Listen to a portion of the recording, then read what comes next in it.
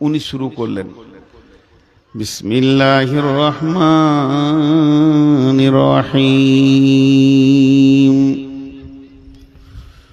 কুল in কানা আবাউকুম ওয়া আবনাউকুম ওয়া ইখওয়ানুকুম ওয়া আযওয়াজুকুম وعشيرتكم وأموال اقترفتموها وتجارة تخشون كسادها ومساكن ترضونها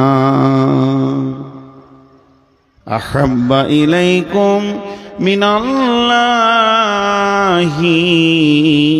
ورسوله وجهاد في سبيله فتربصوا حتى يأتي الله بأمره والله لا يهدي القوم الفاسقين।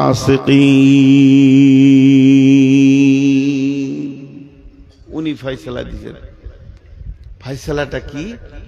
যতগুলো মানুষ বসে আছেন মনে মনে একটা দাঁড়ি নিয়েছেন, তারাজু মনে রাখেন, দাড়িটা হাতে নিতে হবে না, দিয়ে হাত দিয়ে দাড়িটা ধরেন।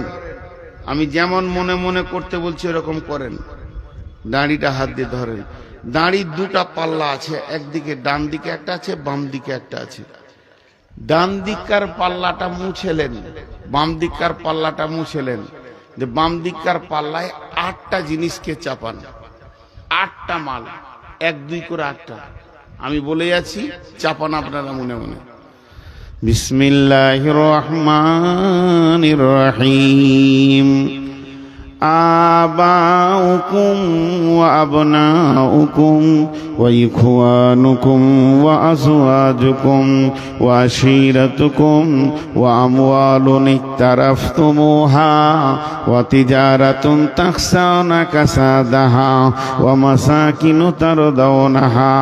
তোমার বাপের মহব্বত, তোমার সন্তানের মহব্বত, তোমার ভাইয়ের মহব্বত, তোমার বিবির মহব্বত, তোমার বন্ধুর মহব্বত, সঞ্চিত মাল, ব্যাংক ব্যালেন্স যেটা জমা করেছো সেই মালটার মহব্বত, চাকরি বাকরি ব্যবসা বাণিজ্যের মহব্বত। আর 8 নম্বরে যে ঘরটা তুমি অট্টালিকাটা বানিয়েছো এই ঘরটার মহব্বত। টোটাল 8টা মালকে বাম পাল্লায় চাপিয়ে দাও, বাম পাল্লায় রেখে দাও। এবার ডান পাল্লাটা যে তোমার ফাঁকা আছে ওখানে 3 জনকে চাপাও। আহাব্বা ইলাইকুম মিনাল্লাহি ওয়া রাসূলিহি ওয়া জিহাদিন ফি সাবিলিহি। একটা আল্লাহর মহব্বত আর একটা রসুলের মহব্বত। আর আল্লাহ দ্বীনকে আগে বাড়াতে হবে, এ ব্যাপারের মহব্বতটা ওখানেই চাপাও। যে 3টে জিনিস, একদিকে থাকলো 8টা, একদিকে থাকলো 3টি, বাম দিকে থাকলো 8টা, ডান দিকে থাকলো 3টি। আল্লাহ বলছেন তোর মনের দাড়িটা এবার ওপর দিকে তোল, তুলে তুই নিজে তাকিয়ে দেখ কাঁটার দিকে। তার মানে তোর অন্তরটা 3টের মহব্বত বেশি না 8টার মহব্বত বেশি? যদি 3টের মহব্বত হয় তাহলে তুই ইমানদার, যদি 8টার মহব্বত বেশি হয়, তুলনামূলক 3টের মহব্বত যদি কম হয়ে যায়, আল্লাহ বলছেন তুই ফাসেক হয়ে গেলি। শুনেলে ফাতারাব্বাসু ফাতারাব্বাসু ফাতারাব্বাসু হাত্তা ইয়াতিয়াল্লাহু বিআমরিহি। অপেক্ষা কর, অতক্ষণ পর্যন্ত কর যতক্ষণ পর্যন্ত আল্লাহর হুকুম না এসেছে। ওয়াল্লাহু লা ইয়াহদিল কওমাল ফাসিকিন। আল্লাহ ফাসিকদেরকে কোনো দিন হেদায়েতের রাস্তা দেবেন না।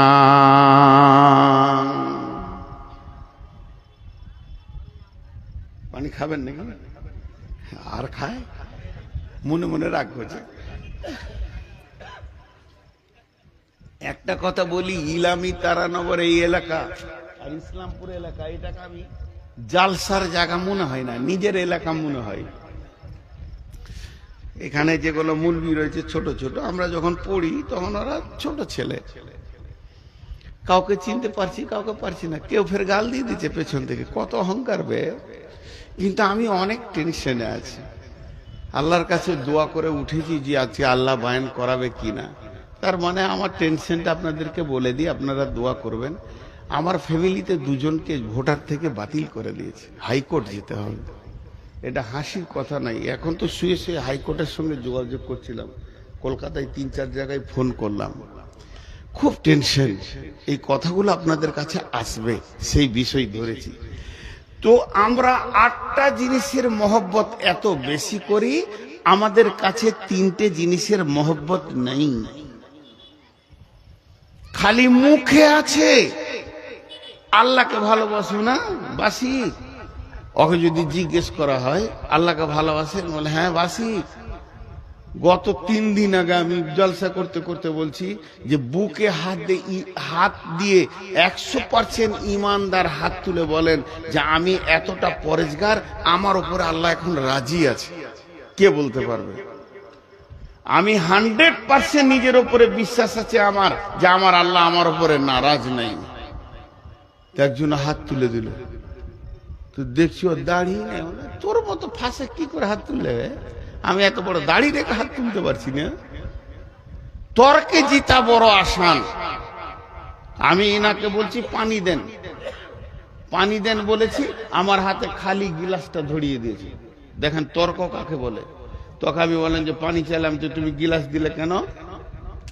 ও তখন বলছে দেখেন পানি রয়েছে যে গ্লাসের ভিতরে আছে, জি কোণে একটা ফোঁটা লেগে আছে, কি হবে এটা? কোন কাজে লাগবে? কোন কাজে লাগবে? খাওয়া হবে না, গোসল হবে না, ওষুধ খাওয়া হবে না, কিন্তু তর্কে জিতে যাবে গিলাসে পানি আছে কিনা বল। তো ওই রকম তর্কে অনেকে জিতে যাবে যে আমি আল্লাহকে ভালোবাসি, কিন্তু ভালো যদি বাসো তো এই হালাতটা কেন? বিসমিল্লাহির রহমানির রহিম। তাই আল্লাহ তাবারাক ওয়া তাআলা বললেন ফাতারাব্বাসু হাত্তা ইয়াতিয়াল্লাহু বিআমরিহি ওয়াল্লাহু লা ইয়াহদিল কওমাল ফাসিকিন। তোদের হালাত, ছোট্ট একটা কথা জিজ্ঞেস করব, আপনাদেরকে চিল্লাইতে হবে না, হালকা করে উত্তর দিলেই হবে। কোরআন মাজিদ, কোরআনুল কারীম আমার হাতে নাই, মনে মনে ধরেলেন। আল্লাহ আমাদেরকে পথ চলার জন্য দিয়েছেন কোরআনুল কারীম, আল্লাহ আমাদের পথ চলার জন্য দিয়েছেন। ওই কোরআনুল কারীমে বিসমিল্লাহ থেকে মিনাল জিন্নাতি ওয়ান নাস পর্যন্ত যত নিয়ম কানুন আদেশ নিষেধ যা দিয়েছেন, এই বান্দার জন্য, তার গোলামের জন্য যথেষ্ট না কম দিয়েছেন? আল্লাহ কথা বলে না। যথেষ্ট দিয়েছেন না কম দিয়েছেন? যথেষ্ট। এবার পার্সেন্টেজ করেন আমার সঙ্গে, 100-তে 100 দিয়েছে না 100-তে 99 দিয়েছে? 100-তে 100। আলহামদুলিল্লাহ, আলহামদুলিল্লাহ, সুম্মা আলহামদুলিল্লাহ। আপনাদেরকে আমি বুঝাতে পারছি। এবার চলেন, আজ থেকে 1450 বছর পেছিয়ে যায় রসুলের যুগ, সাহাবীদের যুগে। সাহাবীদেরকে বেঈমান কাফেররা প্রশ্ন করত, এই এই তোরা কি করিস? হিয়ানত করে জিজ্ঞেস করত, তোরা কি করিস? ওরা উত্তর দিত, কোরআনে যা আছে আমরা তাই করি, কোরআনে যা আছে আমরা তাই করি। যদি ওদেরকে এরকম প্রশ্ন করত, এই তোদের কোরআনে কি আছে রে? বলে আমরা হাত পা দিয়ে যা আমল করি তা কোরআনে আছে।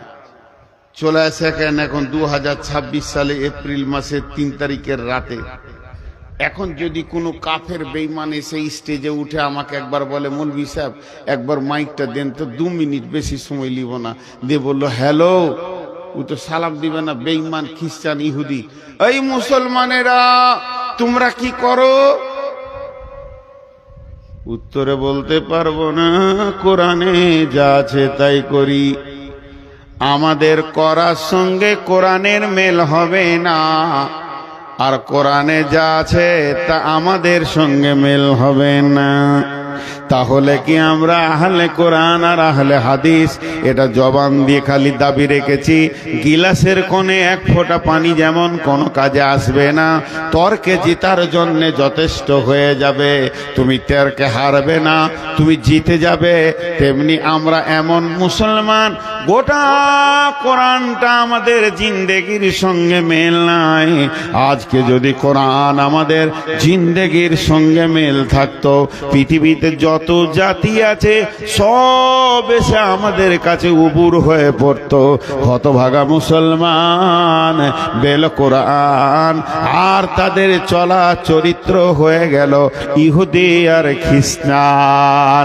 এর মুখে দাবি করে আমরা মুসলমান, এদের চালচলন হয়ে গেছে ইহুদি নাসারা খ্রিস্টান। অতএব আল্লাহ তাবারাক ওয়া তাআলা বলেছেন, জাহারাল ফাসাদ ফিল বাররি ওয়াল বাহরি বিমা কাসাবাত আইদিন নাস। জলের ভিতরে কিংবা স্থলে, সমুদ্র জলপথে স্থলপথে যত রকম ফাসাদ, যত রকম গন্ডগোল, যত ঝামেলা আসবে, হে মুসলমান তোমাদের হাতের কামায় তোমরা নিজেই বানিয়েছো। এটা তুমি অন্য কাউকে দোষ দিতে পারবে না। যাদের মাবুদ, যাদের মালিক, যাদের মুনিব হচ্ছে স্বয়ং আল্লাহ, সেই মুনিবের গোলাম যদি রাস্তায় মার খায়, সেই মুনিবের গোলাম যদি দুর্বলের কাছে মার খায়, তাহলে জানতে হবে এই দুর্বল কত দূর আমরা দিন ইসলাম থেকে সরে গেছি। যে আজকে আমাদেরকে, যাদের কাছে দিন নাই, ইসলাম নাই, দলিল নাই, তারাই আমাদেরকে শাসন করছি।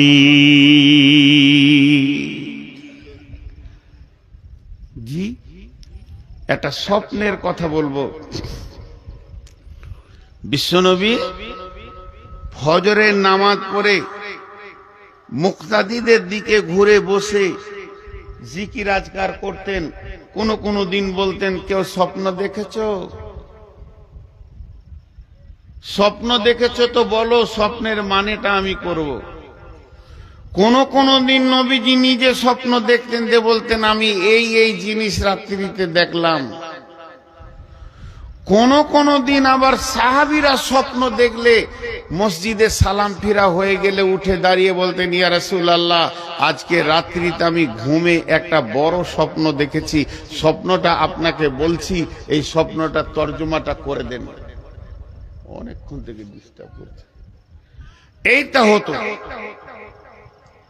বিশ্বনবী ফজরের সালাতে সালাম ফিরলেন, আর মুক্তাদিদের দিকে মুখ করে বসেছেন। এমন সময় একজন সাহাবী উঠে দাঁড়ালেন আর বললেন, ইয়া রাসূলুল্লাহ, ইয়া হাবিবাল্লাহ, দয়ার নবী গো, আজকে রাত্রিতে আমি স্বপ্ন দেখলাম। আমি স্বপ্নটা আপনাকে বলছি, স্বপ্নের মানেটা আপনি আমাকে বুঝিয়ে দেন। সাহাবীটা যখন কাছে আসতে লাগলো, বাকি সাহাবীরা ঘেরে বসে গেলেন। হযরতে আবু বকর নবীজির পাশে বসলেন, মুক্তাদিদের দিকে মুখ করে ওই লোক বলতে শুরু করলেন, ইয়া রাসূলুল্লাহ, আমি স্বপ্নের ভিতরে দেখছি একটা বিরাট কালো মেঘ, ঘন মেঘ আমার মাথার ওপরে, মনে হচ্ছে যেন এখনই বৃষ্টি শুরু হবে। কিন্তু দেখলাম ঠিক কিছুক্ষণ পরে বৃষ্টি শুরু হয়ে গেল। আর বৃষ্টির যখন পড়তে লাগলো, বড় আশ্চর্যের বিষয়, পানির বৃষ্টি হয়নি, দুধের বৃষ্টি নয়, শরাবের বৃষ্টি নয়, দয়ার নবী, মধু বর্ষণ হচ্ছে। জিন আর ইনসান সেই মধুকে খাওয়ার জন্য ভিড় লাগিয়েছে। কেউ পেট ভরে খেয়েছে, কেউ সামান্য খেয়েছে, কেউ এক দু ঘুট খেয়েছে, কেউ আবার খেলো না দয়ার নবী।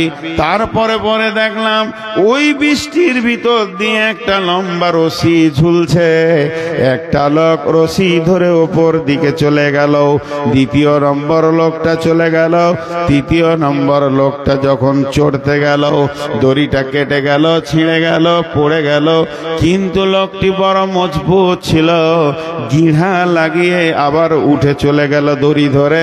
নবীজি গো আমার ঘুম ভেঙে গেল। আবু বকর বসে আছেন রসুলের পাশে। তা আবু বকর কি করছে, যে স্বপ্ন দেখেছে ওর মুখের দিকে একবার দেখছে, রসুলের মুখের দিকে একবার দেখছে, আবার ওর দিকে দেখছে, আবার এদিকে দেখছে। আল্লাহ নবী বলছে, আবু বকর তুমি কেন এমন করছো? বলছে, হুজুর ও স্বপ্নে কি দেখেছে এই মানেটা আমি করে দিতে পারবো, আমি আজকের স্বপ্নের মানেটা বলে দিতে পারবো, কিন্তু আপনি যদি পারমিশন দেন, ভুল হলে তো আপনি আছেন। নবীজি বলেন, আবু বকর তুমি বলো। মুসলমান কান করে শুনেন। আবু বকর বলছেন, ভাই প্রথম নম্বরে তুমি দেখেছো কালো মেঘ, ওটা মেঘ নয়, দিন ইসলামের সুশীতল ছায়া।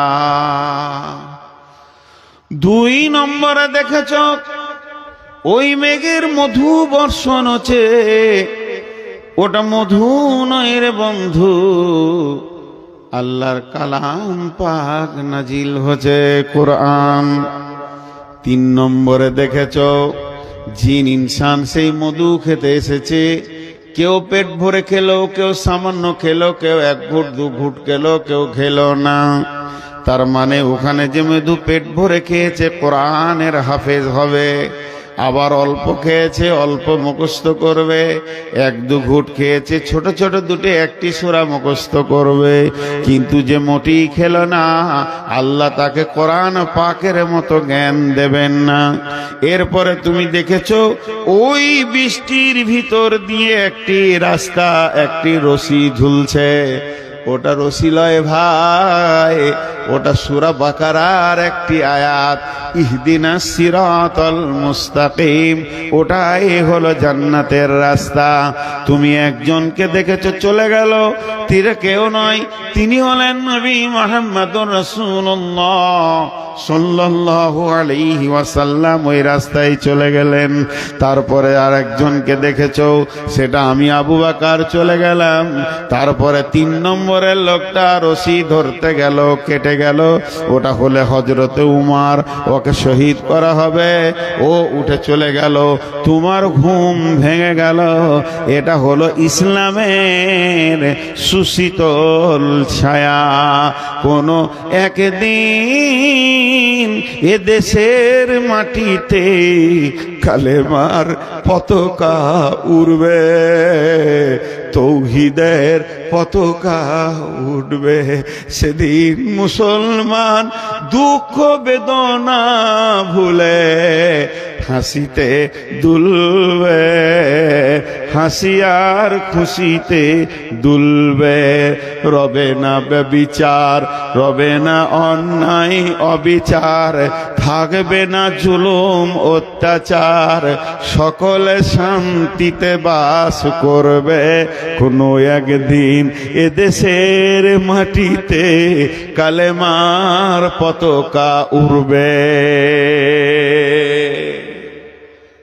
হে মুসলমান, আমরা উহুদের প্রান্তে দাঁড়িয়ে আছি, আমরা বদরের প্রান্তে দাঁড়িয়েছি, কখন শুরু হয়ে যেতে পারে। এখন ভারতবর্ষের মুসলমান উহুদ বদর খন্দকের ময়দানে দাঁড়িয়ে আছে, যে কোনো সময় যে কোনো জায়গায় শহীদ এর ডাক এসে যেতে পারে। তো এ হলো ইসলাম। কিন্তু ইসলাম ওয়ালারা আজকে শান্তিতে নাই। ছোট্ট একটা বিচার আপনাদের কাছে লিব, আপনারা বিচার করবেন আর আমি শুনবো, কারণ আমি আপনাদের কাছে বিচার নিতে এসেছি। দেখেন, আমি প্রথমেই বলেছি সুগারের রুগী, মাঝে মাঝে মাপ চাবো, মাঝে মাঝে ধুমকাবো। যারা মোবাইলে রেকর্ড করছেন আর পেছনের আলোটা জ্বলছে, ভাই ওটা বন্ধ করেন, আইনে রেকর্ড করতে হবে না, বসে যান, মন দিয়ে শোনেন, এটি কাজে লাগবে। যে কথাটা আপনাদের সামনে বলছি, বিচার চাইছি। বিচারটা কি? বিসমিল্লাহির রহমানির রহিম। আল-ইয়াওমা আকমালতু লাকুম দীনাকুম ওয়া আতমামতু আলাইকুম নি'মাতি ওয়া রাদিতু লাকুমুল ইসলাম দীনা। আরেকবার বলছি,